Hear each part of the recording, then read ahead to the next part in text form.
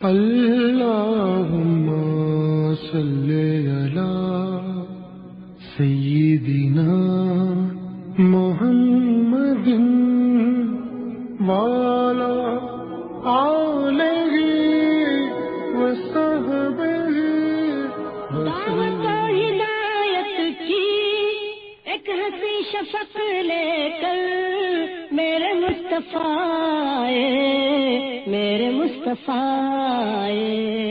کفر کے اندھیروں میں نور کا طبق لے کر میرے مصطفیٰ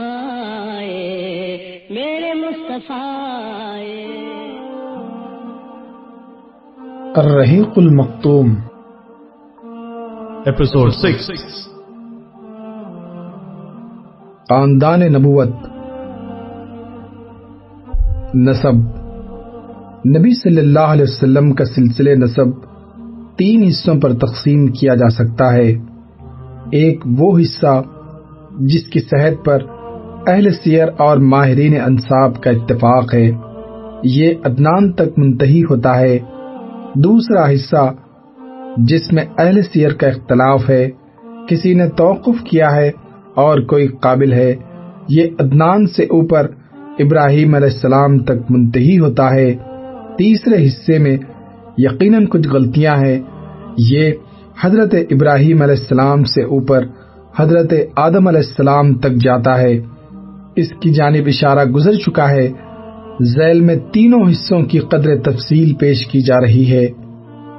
پہلا حصہ محمد بن عبداللہ بن عبد المطلب بن ہاشم بن عبد مناف بن قصی بن کلاب بن مرہ بن کعب بن لوئی بن غالب بن فہر بن مالک بن نظر بن کنانہ بن خزیمہ بن مدرکہ بن مزر بن نزار بن معاد بن عدنان. دوسرا حصہ عدنان سے اوپر یعنی عدنان بن ادبن حمسی بن سلامان بن اوس بن یوز بن قموال بن ابی بن عوام بن ناشد بن حزا بن بلداس بن یدلاف بن طابق بن جاہم بن ناہش بن ماقی بن ایس بن ابقر بن عبید بن ادعا بن حمدان بن سنبر بن یسروی بن یخزن بن یلحن بن ارعوا بن ایس بن زیشان بن ایسر بن افناد بن ایہام بن مقصر بن ناہس بن زارح بن سمی بن مزی بن اوزا بن ارام بن قیدار بن اسماعیل بن ابراہیم علیہ السلام.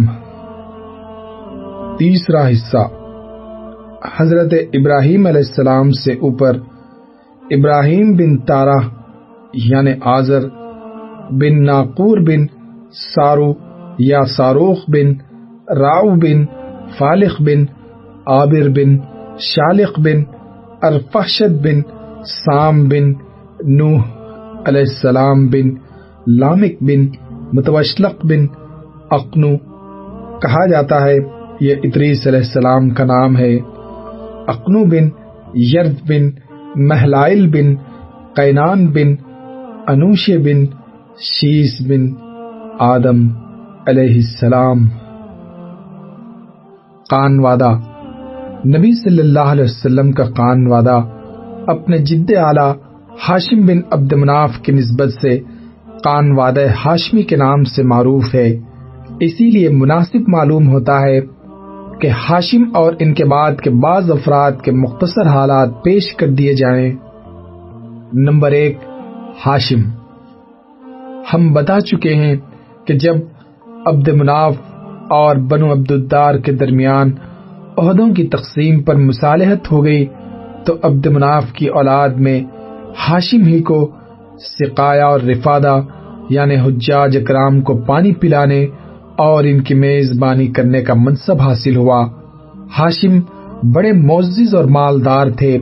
یہ پہلے شخص ہیں جنہوں نے مکے میں حاجیوں کو شوربہ روٹی سان کر کھلانے کا اہتمام کیا. ان کا اصل نام عمرو تھا، لیکن روٹی توڑ کر شوربے میں ساننے کی وجہ سے ان کو ہاشم کہا جانے لگا، کیونکہ ہاشم کے معنی ہے توڑنے والا۔ پھر یہی ہاشم وہ پہلے آدمی ہیں جنہوں نے قریش کے لیے گرمی اور جاڑے کے 2 سالانہ تجارتی سفروں کی بنیاد رکھی۔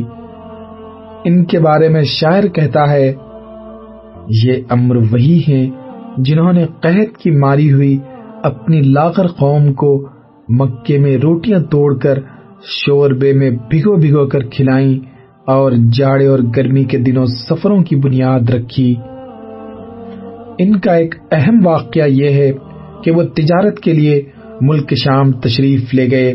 راستے میں مدینہ پہنچے تو وہاں قبیلے بنو نجار کی ایک خاتون سلمہ بنت عمرو سے شادی کر لی اور کچھ دنوں وہیں ٹھہرے رہے۔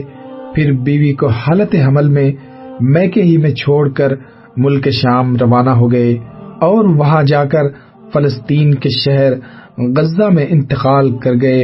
ادھر سلمہ کے بطن سے بچہ پیدا ہوا۔ یہ 497 عیسوی کی بات ہے۔ چونکہ بچے کے سر کے بالوں میں سفیدی تھی، اس لیے سلمہ نے اس کا نام شیبہ رکھا اور یثرب میں اپنے میکے ہی کے اندر اس کی پرورش کی۔ آگے چل کر یہی بچہ عبد المطلب کے نام سے مشہور ہوا۔ عرصے تک خاندان ہاشم کے کسی آدمی کو اس کے وجود کا علم نہ ہو سکا۔ ہاشم کے کل 4 بیٹے اور 5 بیٹیاں تھیں، جن کے نام یہ ہیں: اسد، ابو سیفی، نزلہ، عبد المطلب، شفا، خالدہ، ضعیفہ، رقیہ اور جنتا۔ نمبر 2، عبد المطلب۔ پچھلے صفحات سے معلوم ہو چکا ہے کہ سقایہ اور رفادہ کا منصب ہاشم کے بعد ان کے بھائی مطلب کو ملا۔ یہ بھی اپنے قوم میں بڑی خوبی و اعزاز کے مالک تھے۔ ان کی بات ٹالی نہیں جاتی تھی۔ ان کی سخاوت کے سبب قریش نے ان کا لقب فیاض رکھ چھوڑا تھا۔ جب شیبہ یعنی عبد المطلب 7 یا 8 برس کے ہو گئے تو مطلب کو ان کا علم ہوا اور وہ انہیں لینے کے لیے روانہ ہوئے۔ جب یثرب کے قریب پہنچے اور شیبہ پر نظر پڑی تو اشک بار ہو گئے، انہیں سینے سے لگا لیا اور پھر اپنی سواری پر پیچھے بٹھا کر مکے کے لیے روانہ ہو گئے، مگر شیبہ نے ماں کی اجازت کے بغیر ساتھ جانے سے انکار کر دیا۔ اسی لیے مطلب ان کی ماں سے اجازت کے طالب ہوئے، مگر ماں نے اجازت نہ دی۔ آخر مطلب نے کہا کہ یہ اپنے والد کی حکومت اور اللہ کے حرم کی طرف جا رہے ہیں۔ اس پر ماں نے اجازت دے دی اور مطلب انہیں اپنے اونٹ پر بٹھا کر مکہ لے آئے۔ مکے والوں نے دیکھا تو کہا یہ عبد المطلب ہے، یعنی مطلب کا غلام ہے۔ مطلب نے کہا نہیں نہیں، یہ میرا بھتیجا یعنی میرے بھائی ہاشم کا لڑکا ہے۔ پھر شیبہ نے مطلب کے پاس پرورش پائی اور جوان ہوئے۔ اس کے بعد یمن میں مطلب کی وفات ہو گئی اور ان کے چھوڑے ہوئے مناصب عبد المطلب کو حاصل ہوئے۔ عبد المطلب نے اپنی قوم میں اس قدر شرف و اعزاز حاصل کیا کہ ان کے آبا و اجداد میں بھی کوئی اس مقام کو نہ پہنچ سکا۔ قوم نے انہیں دل سے چاہا اور ان کی بڑی عزت و قدر کی۔ جب مطلب کی وفات ہو گئی تو نوفل نے عبد المطلب کے صحن پر غاصبانہ قبضہ کر لیا۔ عبد المطلب نے قریش کے کچھ لوگوں سے اپنے چچا کے خلاف مدد چاہی، لیکن انہوں نے یہ کہہ کر معذرت کر دی، ہم تمہارے اور تمہارے چچا کے درمیان دخیل نہیں ہو سکتے۔ آخر عبد المطلب نے بنو نجار میں اپنے ماموں کو کچھ اشعار لکھ بھیجے جس میں ان سے مدد کی درخواست کی۔ جواب میں ان کا ماموں ابو سعد بن عدی 80 سوار لے کر روانہ ہوا اور مکے کے قریب ابطح میں اترا۔ عبد المطلب نے وہیں ملاقات کی اور کہا مامو جان گھر تشریف لے چلیں۔ ابو سعد نے کہا نہیں، اللہ کی قسم، یہاں تک کہ نوفل سے مل لوں۔ اس کے بعد ابو سعد آگے بڑھا اور نوفل کے سر پر آن کھڑا ہوا۔ نوفل حتیم میں مشائخ قریش کے ہمراہ بیٹھا تھا۔ ابو سعد نے تلوار بے نیام کرتے ہوئے کہا، اس گھر کے رب کی قسم، اگر تم نے میرے بھانجے کی زمین واپس نہ کی تو یہ تلوار تمہارے اندر پیوست کر دوں گا۔ نوفل نے کہا، اچھا لو میں نے واپس کر دی۔ اس پر ابو سعد نے مشائخ قریش کو گواہ بنایا، پھر عبد المطلب کے گھر گیا اور 3 روز مقیم رہ کر عمرہ کرنے کے بعد مدینہ واپس چلا گیا۔ اس واقعے کے بعد نوفل نے بنی ہاشم کے خلاف بنی عبد الشمس سے باہمی تعاون کا عہد و پیمان کیا۔ ادھر بنو قزا نے دیکھا کہ بنو نجار نے عبد المطلب کی اس طرح مدد کی ہے تو کہنے لگے کہ عبد المطلب جس طرح تمہاری اولاد ہے ہماری بھی اولاد ہے، لہذا ہم پر اس کی مدد کا حق زیادہ ہے۔ اس کی وجہ یہ تھی کہ عبد مناف کی ماں قبیلہ قزا ہی سے تعلق رکھتی تھی، چنانچہ بنو قزا نے دار الندوہ میں جا کر بنو عبد الشمس اور بنو نوفل کے خلاف بنو ہاشم سے تعاون کا عہد و پیمان کیا۔ یہی پیمان تھا جو آگے چل کر اسلامی دور میں فتح مکہ کا سبب بنا۔ بیت اللہ کے تعلق سے عبد المطلب کے ساتھ 2 اہم واقعات پیش آئے، ایک چاہ زمزم کی کھدائی کا واقعہ اور دوسرے فیل کا واقعہ۔ چاہ زمزم کی کھدائی۔ پہلے واقعے کا خلاصہ یہ ہے کہ عبد المطلب نے خواب دیکھا کہ انہیں زمزم کا کنواں کھودنے کا حکم دیا جا رہا ہے اور خواب ہی میں انہیں اس کی جگہ بھی بتائی گئی۔ انہوں نے بیدار ہونے کے بعد کھدائی شروع کی اور رفتہ رفتہ وہ چیزیں برآمد ہوئیں جو بنو جرہم نے مکہ چھوڑتے وقت چاہ زمزم میں دفن کی تھیں، یعنی تلواریں، زرہیں اور سونے کے 2 ہرن۔ عبد المطلب نے تلواروں سے کعبے کا دروازہ ڈھالا، سونے کے 2 ہرن بھی دروازے ہی میں فٹ کیے اور حاجیوں کو زمزم پلانے کا بندوبست کیا۔ کھدائی کے دوران یہ واقعہ بھی پیش آیا کہ جب زمزم کا کنواں نمودار ہو گیا تو قریش نے عبد المطلب سے جھگڑا شروع کیا اور مطالبہ کیا کہ ہمیں بھی کھدائی میں شریک کر لو۔ عبد المطلب نے کہا، میں ایسا نہیں کر سکتا، میں اس کام کے لیے مخصوص کیا گیا ہوں، لیکن قریش کے لوگ باز نہ آئے، یہاں تک کہ فیصلے کے لیے بنو سعد کی ایک کاہنہ عورت کے پاس جانا طے ہوا اور لوگ مکہ سے روانہ بھی ہو گئے، لیکن راستے میں پانی ختم ہو گیا۔ اللہ نے عبد المطلب پر بارش نازل فرمائی جس سے انہیں وافر پانی مل گیا، جبکہ مخالفین پر ایک قطرہ بھی نہ برسا۔ وہ سمجھ گئے کہ زمزم کا کام قدرت کی طرف سے عبد المطلب کے ساتھ مخصوص ہے، اسی لیے راستے ہی سے واپس پلٹ آئے۔ یہی موقع تھا جب عبد المطلب نے نظر مانی کہ اگر اللہ نے انہیں 10 لڑکے عطا کیے اور وہ سب کے سب اس عمر کو پہنچے کہ ان کا بچاؤ کر سکیں تو وہ ایک لڑکے کو کعبے کے پاس قربان کر دیں گے۔ واقعہ فیل۔ دوسرے واقعے کا خلاصہ یہ ہے کہ ابرہ بن صباح حبشی نے، جو نجاشی بادشاہ حبش کی طرف سے یمن کا گورنر جنرل تھا، جب دیکھا کہ اہل عرب خانہ کعبہ کا حج کرتے ہیں تو صنع میں ایک بہت بڑا کلیسا تعمیر کیا اور چاہا کہ عرب کا حج اسی کی طرف پھیر دے، مگر جب اس کی خبر بنو کنانہ کے ایک آدمی کو ہوئی تو اس نے رات کے وقت کلیسا کے اندر گھس کر اس کے قبلے پر پائخانہ پود دیا۔ ابراہ کو پتہ چلا تو سخت برہم ہوا اور 60,000 کا ایک لشکر جرار لے کر کعبے کو ڈھانے کے لیے نکل کھڑا ہوا۔ اس نے اپنے لیے ایک زبردست ہاتھی بھی منتخب کیا۔ لشکر میں کل 9 یا 13 ہاتھی تھے۔ ابراہ یمن سے یلغار کرتا ہوا مغمس پہنچا اور وہاں اپنے لشکر کو ترتیب دے کر اور ہاتھی کو تیار کر کے مکے میں داخلے کے لیے چل پڑا۔ جب مزدلفہ اور مینا کے درمیان وادی محصر میں پہنچا تو ہاتھی بیٹھ گیا اور کعبے کی طرف بڑھنے کے لیے کسی طرح نہ اٹھا۔ اس کا رخ شمال، جنوب یا مشرق کی طرف کیا جاتا تو اٹھ کر دوڑنے لگتا، لیکن کعبے کی طرف کیا جاتا تو بیٹھ جاتا۔ اسی دوران اللہ نے چڑیوں کا ایک جھنڈ بھیج دیا جس نے لشکر پر ٹھیکری جیسے پتھر گرائے، اور اللہ نے اسی سے انہیں کھائے ہوئے بھس کی طرح بنا دیا۔ یہ چڑیاں ابابیل جیسی تھیں۔ ہر چڑیا کے پاس 3 کنکریاں تھی، ایک چونچ میں اور 2 پنجوں میں۔ کنکریاں چنے جیسی تھیں، مگر جس کو لگ جاتی تھی اس کے اعضاء کٹنا شروع ہو جاتے تھے اور وہ مر جاتا تھا۔ یہ کنکریاں ہر آدمی کو نہیں لگی تھی، لیکن لشکر میں ایسی بھگدڑ مچی کہ ہر شخص دوسرے کو رونتا کچلتا گرتا پڑتا بھاگ رہا تھا۔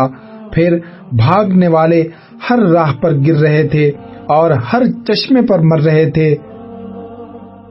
ادھر ابرہہ پر اللہ نے ایسی آفت بھیجی کہ اس کی انگلیوں کے پور جھڑ گئے اور سنا پہنچتے پہنچتے چوزے جیسا ہو گیا۔ پھر اس کا سینہ پھٹ گیا، دل باہر نکل آیا اور وہ مر گیا۔ ابرہہ کے اس حملے کے موقع پر مکے کے باشندے جان کے خوف سے گھاٹیوں میں بکھر گئے تھے اور پہاڑ کی چوٹیوں پر جا چھپے تھے۔ جب لشکر پر عذاب نازل ہو گیا تو اطمینان سے اپنے گھروں کو پلٹ آئے۔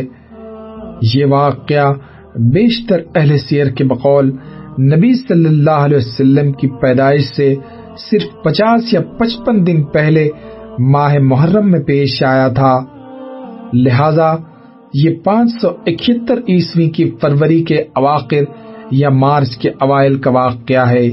یہ در حقیقت ایک تمہیدی نشانی تھی جو اللہ نے اپنے نبی اور کعبے کے لیے ظاہر فرمائی تھی، کیونکہ آپ بیت المقدس کو دیکھیے کہ اپنے دور میں اہل اسلام کا قبلہ تھا اور وہاں کے باشندے مسلمان تھے، اس کے باوجود اس پر اللہ کے دشمن یعنی مشرکین کا تسلط ہو گیا تھا، جیسا کہ بخت نصر کا حملہ اور اہل روما کے قبضے سے ظاہر ہے۔ لیکن اس کے برخلاف کعبے پر عیسائیوں کو تسلط حاصل نہ ہو سکا، حالانکہ اس وقت یہی مسلمان تھے اور کعبے کے باشندے مشرک تھے۔ پھر واقعہ ایسے حالات میں پیش آیا کہ اس کی قبر اس وقت کے متمدن دنیا کے بیشتر علاقوں یعنی روم و فارس میں آنن فنن پہنچ گئی، کیونکہ حبشہ کا رومیوں سے بڑا گہرا تعلق تھا اور دوسری طرف فارسیوں کی نظر رومیوں پر برابر رہتی تھی اور وہ رومیوں اور ان کے حلیفوں کے ساتھ پیش آنے والے واقعات کا برابر جائزہ لیتے رہتے تھے۔ یہی وجہ ہے کہ اس واقعے کے بعد اہل فارس نے نہایت تیزی سے یمن پر قبضہ کر لیا۔ اب چونکہ یہی تو حکومتیں اس وقت متمدن دنیا کے اہم حصے کی نمائندہ تھیں، اس لیے اس واقعے کی وجہ سے دنیا کی نگاہیں خانہ کعبہ کی طرف متوجہ ہو گئیں۔ انہیں بیت اللہ کے شرف و عظمت کا ایک کھلا ہوا خدائی نشان دکھائی پڑ گیا، اور یہ بات دلوں میں اچھی طرح بیٹھ گئی کہ اس گھر کو اللہ نے تقدیس کے لیے منتخب کیا ہے، لہذا آئندہ یہاں کی آبادی سے کسی انسان کا دعوی نبوت کے ساتھ اٹھنا اس واقعے کے تقاضے کے عین مطابق ہوگا اور اس خدائی حکمت کی تفسیر ہوگا جو عالم اسباب سے بالاتر طریقے پر اہل ایمان کے خلاف مشرکین کی مدد میں پوشیدہ تھی۔ عبد المطلب کے کل 10 بیٹے تھے، جن کے نام یہ ہیں: حارث، زبیر، ابو طالب، عبداللہ، حمزہ، ابو لہب، غیداق، مقوم، صفار اور عباس۔ بعض نے کہا ہے کہ 11 تھے، ایک کا نام قسم تھا، اور بعض اور لوگوں نے کہا کہ 13 تھے، ایک کا نام عبد الکعبہ اور ایک کا نام حجل تھا۔ لیکن 10 کے قائلین کہتے ہیں مقوم ہی کا دوسرا نام عبد الکعبہ اور غیداق کا دوسرا نام حجل تھا، اور قسم نام کا کوئی شخص عبد المطلب کی اولاد میں نہ تھا۔ عبد المطلب کی بیٹیاں 6 تھیں، نام یہ ہیں: ام الحکیم، ان کا نام بیضہ ہے، براہ، عاتقہ، ارواح اور امیمہ۔ نمبر 3، عبداللہ، رسول اللہ صلی اللہ علیہ وسلم کے والد محترم۔ ان کی والدہ کا نام فاطمہ تھا اور وہ عمر بن عائز بن عمران بن مخزوم بن یقظہ بن مرہ کی صاحبزادی تھیں۔ عبد المطلب کی اولاد میں عبداللہ سب سے زیادہ خوبصورت، پاک دامن اور چہیتے تھے اور ذبیح کہلاتے تھے۔ ذبیح کہلانے کی وجہ یہ تھی کہ جب عبد المطلب کے لڑکوں کی تعداد پوری 10 ہو گئی اور وہ بچاؤ کرنے کے لائق ہو گئے تو عبد المطلب نے انہیں اپنی نظر سے آگاہ کیا۔ سب نے بات مان لی۔ اس کے بعد کہا جاتا ہے کہ عبد المطلب نے ان کے درمیان قرآن اندازی کی تو قرآن عبداللہ کے نام نکلا۔ وہ سب سے محبوب تھے، اسی لیے عبد المطلب نے کہا کہ یا اللہ، وہ یا 100 اونٹ، پھر ان کے اور اونٹوں کے درمیان قرآن اندازی کی تو قرآن 100 اونٹوں پر نکل آیا، اور کہا جاتا ہے کہ عبد المطلب نے قسمت کے تیروں پر ان سب کے نام لکھے اور حبل کے قیم کے حوالے کیا۔ قیم نے تیروں کو گردش دے کر قرآن نکالا تو عبداللہ کا نام نکلا۔ عبد المطلب نے عبداللہ کا ہاتھ پکڑا، چھری لی اور ذبح کرنے کے لیے خانہ کعبہ کے پاس لے گئے، لیکن قریش اور خصوصاً عبداللہ کے ننیال والے یعنی بنو مخزوم اور عبداللہ کے بھائی ابو طالب آڑے آئے۔ عبد المطلب نے کہا تب میں اپنی نظر کا کیا کروں؟ انہوں نے مشورہ دیا کہ وہ کسی خاتون عرافہ کے پاس جا کر حل دریافت کریں۔ عبد المطلب ایک عرافہ کے پاس گئے۔ اس نے کہا کہ عبداللہ اور 10 اونٹوں کے درمیان قرآن اندازی کریں، اگر عبداللہ کے نام قرآن نکلے تو مزید 10 اونٹ بڑھا دیں۔ اس طرح اونٹ بڑھاتے جائیں اور قرآن اندازی کرتے جائیں یہاں تک کہ اللہ راضی ہو جائے، پھر اونٹوں کے نام قرآن نکل آئے تو انہیں ذبح کر دیں۔ عبد المطلب نے واپس آ کر عبداللہ اور 10 اونٹوں کے درمیان قرآن اندازی کی، مگر قرآن عبداللہ کے نام نکلا۔ اس کے بعد وہ 10 اونٹ بڑھاتے گئے اور قرآن اندازی کرتے گئے، مگر قرآن عبداللہ کے نام ہی نکلتا رہا۔ جب 100 اونٹ پورے ہو گئے تو قرآن اونٹوں کے نام نکلا۔ اب عبد المطلب نے انہیں عبداللہ کے بدلے ذبح کیا اور وہیں چھوڑ دیا۔ کسی انسان یا درندے کے لیے کوئی رکاوٹ نہ تھی۔ اس واقعے سے پہلے قریش اور عرب میں خوں بہا دیت کی مقدار 10 اونٹ تھی، مگر اس واقعے کے بعد 100 اونٹ کر دی گئی۔ اسلام نے بھی اس مقدار کو برقرار رکھا۔ نبی صلی اللہ علیہ وسلم سے آپ کا یہ ارشاد مروی ہے کہ میں 2 ذبیح کی اولاد ہوں، ایک حضرت اسماعیل علیہ السلام اور دوسرے آپ صلی اللہ علیہ وسلم کے والد عبداللہ۔ عبد المطلب نے اپنے صاحبزادے عبداللہ کی شادی کے لیے حضرت آمنہ کا انتخاب کیا، جو وہب بن عبد مناف بن زہرہ بن کلاب کی صاحبزادی تھی اور نسب اور رتبے کے لحاظ سے قریش کی افضل ترین خاتون شمار ہوتی تھی۔ ان کے والد نسب اور شرف دونوں حیثیت سے بنو زہرہ کے سردار تھے۔ وہ مکہ ہی میں رخصت ہو کر حضرت عبداللہ کے پاس آئیں، مگر تھوڑے عرصے بعد عبداللہ کو عبد المطلب نے کھجور لانے کے لیے مدینہ بھیجا اور وہ وہیں انتقال کر گئے۔ بعض اہل سیر کہتے ہیں کہ وہ تجارت کے لیے ملک شام تشریف لے گئے تھے۔ قریش کے قافلے کے ہمراہ واپس ہوتے ہوئے بیمار ہو کر مدینہ اترے اور وہیں انتقال کر گئے۔ تدفین نابغہ جادی کے مکان میں ہوئی۔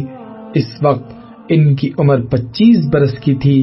اکثر مورخین کے بقول ابھی رسول اللہ صلی اللہ علیہ وسلم پیدا نہیں ہوئے تھے، البتہ بعض اہل سیر کہتے ہیں کہ آپ صلی اللہ علیہ وسلم کی پیدائش ان کی وفات سے 2 ماہ پہلے ہو چکی تھی۔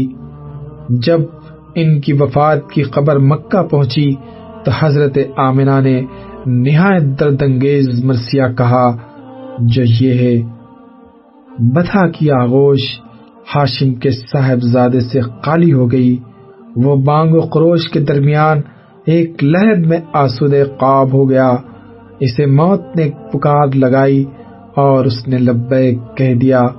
اب موت نے لوگوں میں ابن ہاشم جیسا کوئی انسان نہیں چھوڑا۔ کتنی حسرت ناک تھی وہ شام جب لوگ انہیں تخت پر اٹھائے لے جا رہے تھے۔ اگر موت اور موت کے حوادث نے ان کا وجود ختم کر دیا ہے تو ان کے کردار کے نقوش نہیں مٹائے جا سکتے۔ وہ بڑے دانا اور رحم دل تھے۔ عبداللہ کا کل ترکہ یہ تھا: 5 اونٹ، بکریوں کا 1 ریوڑ، ایک حبشی لونڈی جن کا نام برکت تھا اور کنیت ام ایمن۔ یہی ام ایمن ہے جنہوں نے رسول اللہ صلی اللہ علیہ وسلم کو گود کھلایا تھا۔ اللہم صلی علی محمد وعلی آلہ وصحبہ وسلم۔ اللہم صلی علی